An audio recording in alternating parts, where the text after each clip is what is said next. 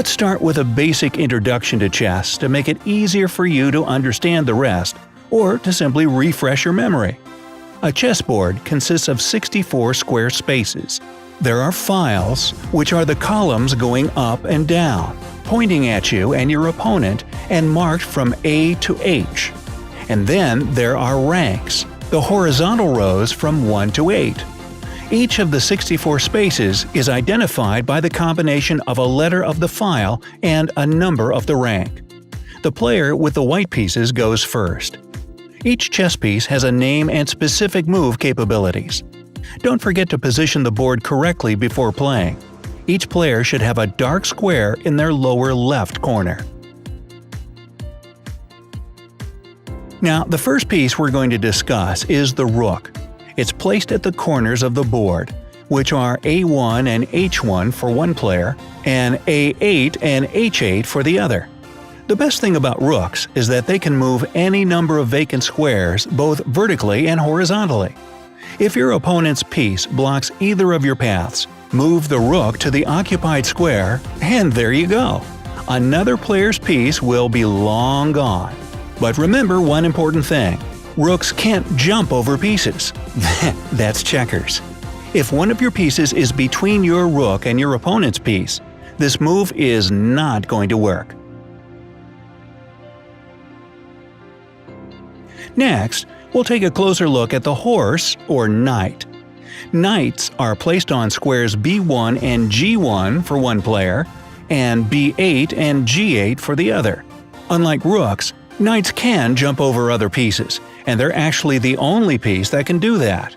They move in an L-shaped pattern, 2 squares horizontally and 1 vertically, or 1 horizontally and 2 vertically. Keep in mind that knights can capture a piece only when they land on that piece's square.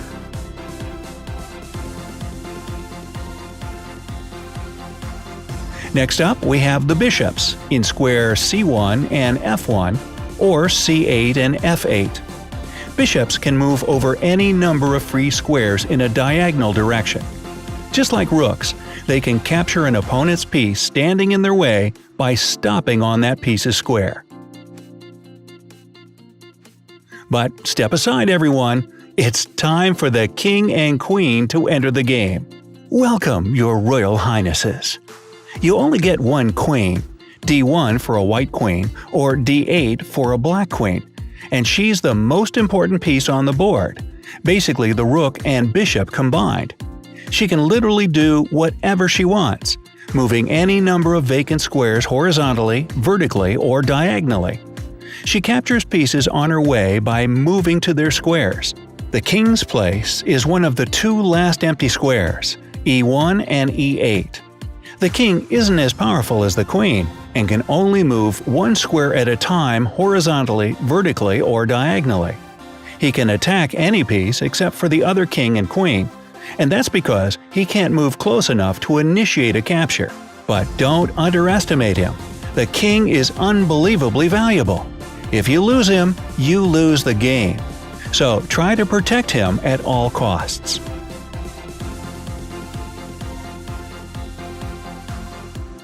Finally, we have a whole row of pawns to shield your other pieces. They take the rows from A1 to H1 for one player, and from A7 to H7 for the other. Pawns move 1 square forward with one exception. The first time they move, pawns can go forward either 1 or 2 squares. But no more of that after the first move. Only 1 square at a time for the rest of the game. Now, there's one downside to pawns.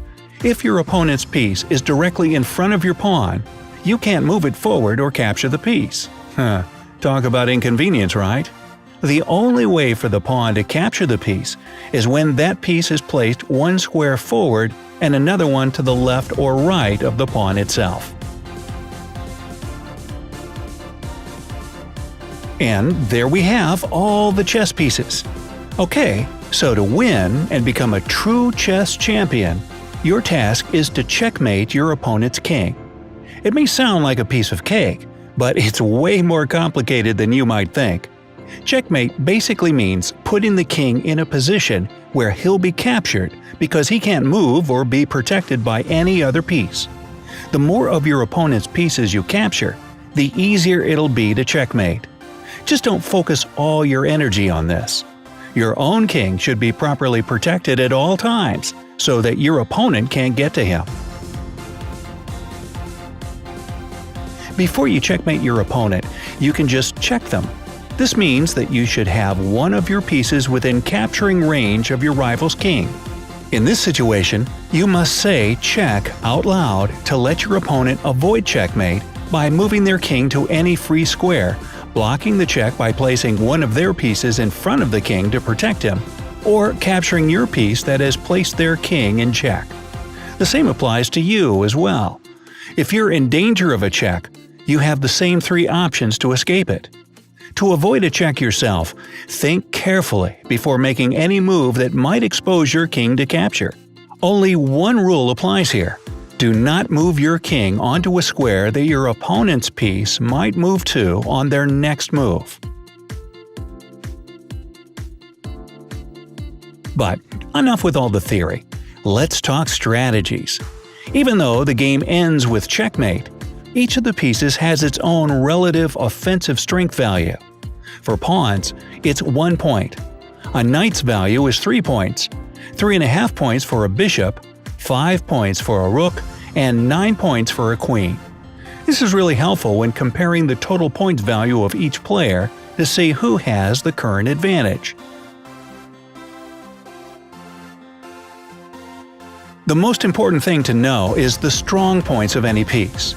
Pawns, for example, are stronger when they're together in chains to protect one another. Try to keep them that way unless you see an amazing opportunity to break the chain and make a great strategic move. Knights are weak and useless if you keep them near the edge of the board. Knights can control up to 8 squares, but when you put them near the edge, this number gets cut in half. Use their abilities to your advantage instead of limiting them. Bishops are at their strongest when they're on or near long diagonals. They can control more squares. Rooks have the most power in open files. Try to position your rooks on files that don't contain any of your pawns. Rooks can also be quite helpful on the 7th rank for white and the 2nd rank for black, but only if your opponent's king is on the starting rank. But what about the queens? They are dripping with power on any square, right? Well, the center of the board is actually the best place for them strategically, but the worst in terms of all the danger they're exposed to. Successful chess players suggest keeping the queen one move away from the center and trying not to block her movement with any of your own pieces. For the kings, there's only one strict rule. Do anything you can to make sure that your opponent doesn't get to him. If you want to make your own rules on the chessboard and be the main force of the game, try to control the center of the board. Your opening can help you do that. A D or E pawn is a great way to start and open the center of the board. The best follow-ups after a couple of pawn moves are knights and bishops. To claim the center, use your pawns while attacking your opponent with all the other pieces. Your opponent will then have to stay on the side with the limited options to choose from. Change things up and use all of your pieces, except for the king, of course. If you leave something out, you waste that piece's potential and abilities. But don't just do something on the spur of the moment. Chess is a very strategic game, and you have to think several moves ahead and not just move pieces cluelessly. At the same time, you have to watch your opponent closely and try to foresee their strategy and plan. Way too many things to do at once, but you'll definitely love it. In addition, don't give up your pieces without a fight. Take your time and scan the board carefully to see all your options and possible moves. Don't rush, take it slow, and make sure you don't miss anything. Let's open this part with a pawn's en passant move. As you might have already guessed, it's French and stands for in passing. En passant is a special capture move that a pawn can make. If you're playing with white, your pawn must be on the 5th rank for it, and it's the 4th rank for black. For you to capture en passant, Your opponent's pawn must move 2 squares forward and land next to your pawn.